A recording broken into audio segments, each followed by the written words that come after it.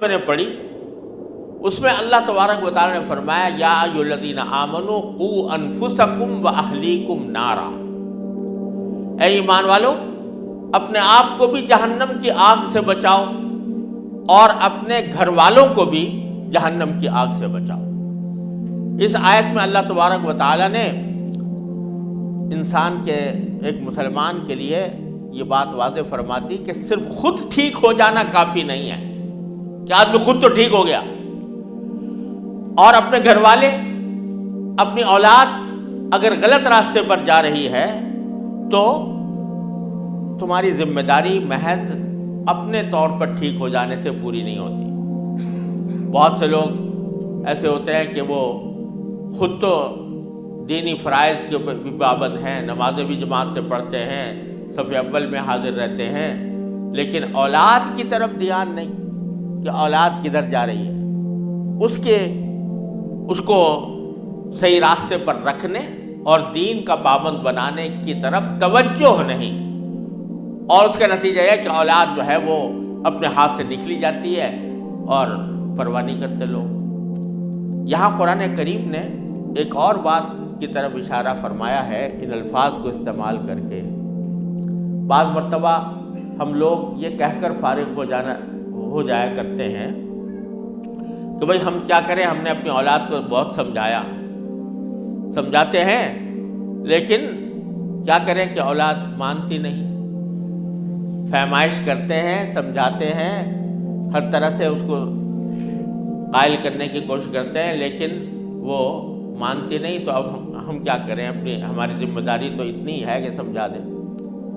تو قرآن کریم نے فرمایا کہ اپنے آپ کو اور اپنے اہل و عیال کو آگ سے بچاؤ۔ اشارہ اس طرف ہے کہ اگر فرض کرو تمہارے آنکھوں کے سامنے آگ سلگ رہی ہے اور تمہارا کوئی بچہ اس آگ کی طرف بڑھ رہا ہے، تو کیا تم صرف اس کو زبانی سمجھانے پر اکتفا کر لو گے کہ زبانی طور پر کہتے ہیں نہ بیٹا اس طرف مت جانا، یہ تم جل جاؤ گے؟ اگر وہ ماں باپ حقیقتاً اپنی اولاد کا درد رکھتے ہیں تو محض زبانی فہمائش پر اکتفا نہیں کریں گے، بلکہ ان کو چین نہیں آئے گا جب تک کہ اس کو گود سے میں لے کر اس کو آگ سے دور نہ کر دیں۔ تو اس طرح قرآن کریم نے فرمایا کہ تمہارے دل میں جذبہ جس طرح کے دنیا کی آگ کے سلسلے میں ہوتا ہے کہ اگر اولاد آگ کی طرف بڑھ رہی ہو تو تم صرف زبانی سمجھانے پر اکتفا نہیں کرتے بلکہ آگے بڑھ کر اس کو اٹھا لیتے ہو، اسی طرح جہنم کی آگ کی طرف اگر اولاد بڑھ رہی ہے، گناہوں کی طرف، کفر کی طرف، شرک کی طرف، بددینی کی طرف، تو اس وقت بھی تمہیں چین نہیں آنا چاہیے جب تک کہ تم ان کو اس سے باز رکھنے کی اپنی پوری طاقت صرف نہ کر دو۔ تو محض ایک آدھ مرتبہ سمجھا دینا کافی نہیں ہے، بلکہ آپ کو ہمیں چین نہیں آنا چاہیے جب تک کہ ہم اپنی اولاد کو جہنم کی آگ سے بچانے کے لیے اپنی ساری طاقت خرچ نہ کر دیں، ساری قوت خرچ نہ کر دیں۔ تو اللہ تبارک و تعالیٰ نے یہ بہت بڑی ذمہ داری ہمارے اوپر عائد کی ہے،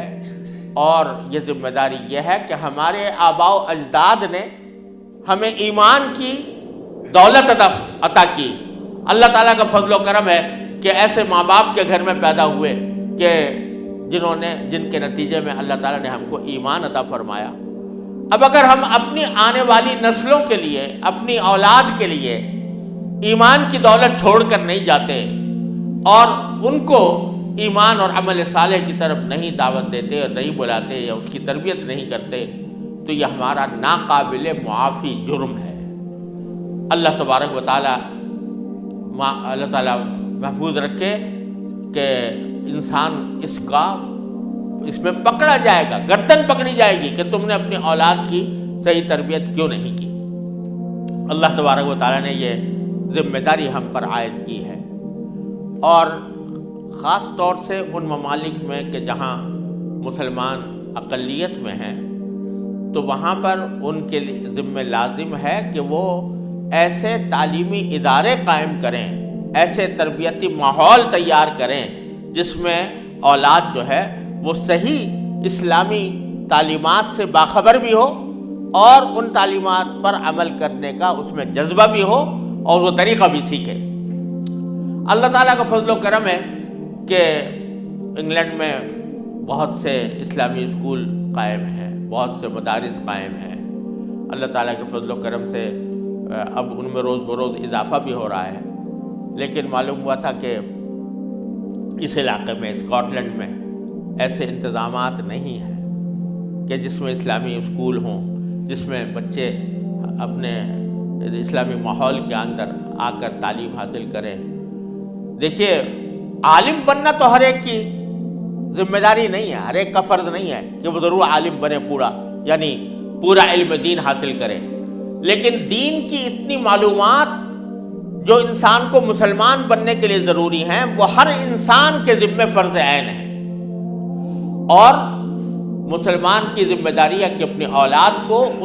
اتنے علم سے اس کو آگاہ کرے۔ سارے دنیا کے جو مضامین اور علوم ہیں، وہ چاہے حساب ہو، چاہے سائنس ہو، چاہے جغرافیہ ہو، جو جتنے بھی علوم دنیا کے اندر رائج ہیں وہ سب پڑھائیں، لیکن پڑھانے کے ساتھ ساتھ ان کو دین کی بنیادی معلومات ان کو ہونی چاہیے، اور ان کی تربیت ایسی ہونی چاہیے کہ وہ ان دینی معلومات کے اوپر عمل کرنے کے قابل ہوں۔ یہ ہر انسان کی بہت بڑی ذمہ داری ہے، اور میں سمجھتا ہوں کہ یہ مسلمانوں کی ان ممالک میں موت و حیات کا مسئلہ ہے۔ فرض عین ہے مسلمانوں کے ذمہ کہ ایسے ادارے قائم کرنے کی اپنی پوری کوشش کریں۔ یہ جو بعض مرتبہ یہ سمجھتے ہیں کہ ہم نے شام کے اوقات میں بچے کو کہیں بھیج دیا اور اس نے کچھ تھوڑی سی مکتب کی تعلیم حاصل کر لی، یہ ہرگز کافی نہیں ہے۔ یقیناً یہ نہ ہونے سے بہتر ہے، لیکن یہ کافی نہیں ہے، اس لیے کہ ایک بچہ جو 8 گھنٹے جو کچھ پڑھ کر آیا ہے، جس ماحول میں پڑھ کر آیا ہے، آپ شام کے وقت میں اس کی چھٹی پر قبضہ کر کے، چھٹی کے اوقات پر قبضہ کر کے آپ اس کو کچھ اور پڑھانا چاہیں تو وہ اس کے لیے، اس کے ذہن کے لیے، اس کی نفسیات کے لیے کافی نہیں ہو سکتا۔ لہذا مسئلے کا حل صرف یہ ہے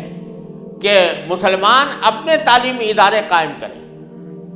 اور اپنے تعلیمی اداروں کے اندر اپنے مسلمان بچوں کو تمام مروجہ علوم پڑھائیں، اس میں اعلیٰ معیار کے طریقے سے پڑھائیں، لیکن اس کے اندر اسلامی معلومات بھی ہوں اور دینی تربیت کا بھی انتظام ہو۔ یہی واحد حل ہے اپنی آئندہ نسلوں کو اللہ بچائے مرتد ہونے سے بچانے کا، اللہ بچائے بے دین ہونے سے بچانے کا۔ واحد راستہ یہ ہے کہ